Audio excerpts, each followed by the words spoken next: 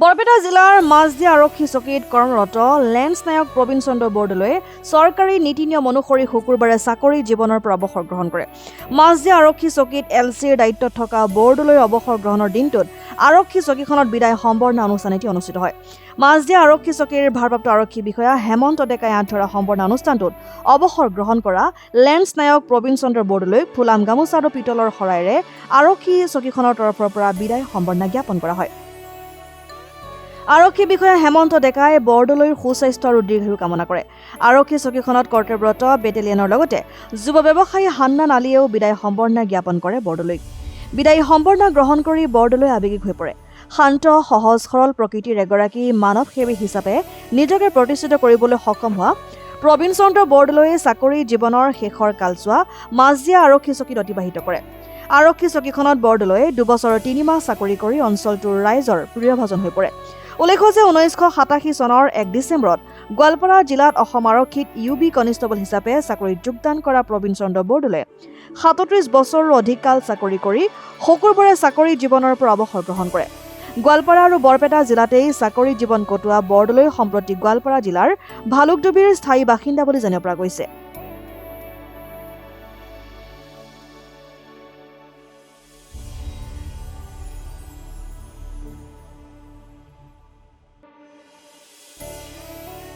মই ইয়াতে আহি মই এই 37 বছৰ যদিও মই বাহিৰৰ ডিষ্ট্ৰিক্টত কৰি আজি ইয়াতে আহি 2 বছৰ আজি 3 মাহ মই ইয়াতে পাৰ কৰিলোঁ।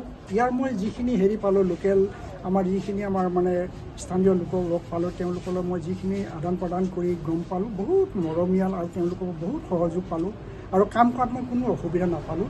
খুব সুন্দৰভাৱে মোৰ সময়খিনিত মই সুন্দৰভাৱে কামখিনি পৰিচালনা কৰি যোৱাত তেওঁলোকে যথেষ্ট সহায় কৰিছিল। তাৰ বাবে মই চিৰকৃতজ্ঞ তেওঁলোকৰ ওচৰত। কিবা ক'ব নেকি আৰু যে নতুন প্ৰজন্মৰ কাৰণে মই এইখিনিকে কৈ যাম যে বৰ্তমানটো আমি হৈছে পাব্লিক ছাৰ্ভেণ্ট। গতিকে আমি আমাৰ পিছৰ জেনেৰেশ্যন আমাৰ ইউনিটৰ যিখিনি মানুহ মই এইখিনিকে ক'বলৈ বিচাৰোঁ যাতে আমি সদায় পাব্লিকৰ লগত ৰাইজৰ লগত সহযোগ ৰাখি যাতে আমি কামবিলাক কেনেকৈ নিয়াৰিকৈ কৰিব পাৰোঁ সেইটো মানে সহযোগ ৰাখি কৰিবলৈ আমি চেষ্টা কৰিলোঁ। তেওঁলোকৰ লগত আমি সদায় প্ৰীতিভাৱেদি তেওঁলোকৰ লগত আমি সকলোখিনি আমাৰ চৰকাৰী কাম কাজত যিখিনি প্ৰয়োজন সেইখিনি আমি তেওঁলোকৰ পৰা আদায় কৰি কামখিনি যাতে শান্তিপূৰ্ণভাৱে কৰি যাব পাৰোঁ তাৰ কাৰণে তেওঁলোকৰ ওচৰত মই অনুৰোধ জনালোঁ যাতে তেওঁলোকে ঈশ্বৰক প্ৰথমতে চিন্তা কৰি তেওঁলোকৰ নিজৰ দায়িত্বৰ প্ৰতি যিটো দায়িত্ব সেইটো বোধ কৰি তেওঁলোকে ৰাইজৰ লগত মিলা প্ৰীতিৰে যাতে চলি যায়, এনেকৈ যাতে তেওঁলোকে ডিউটিখিনি পাৰ কৰি মোৰ দৰে এনেকুৱা এটা যাতে শুভ মুহূৰ্ত তেওঁলোকেও গ্ৰহণ কৰিব পাৰে। এইখিনিকে মই তেওঁলোকৰ ওচৰত প্ৰাৰ্থনা জনালোঁ, অনুৰোধ জনালোঁ।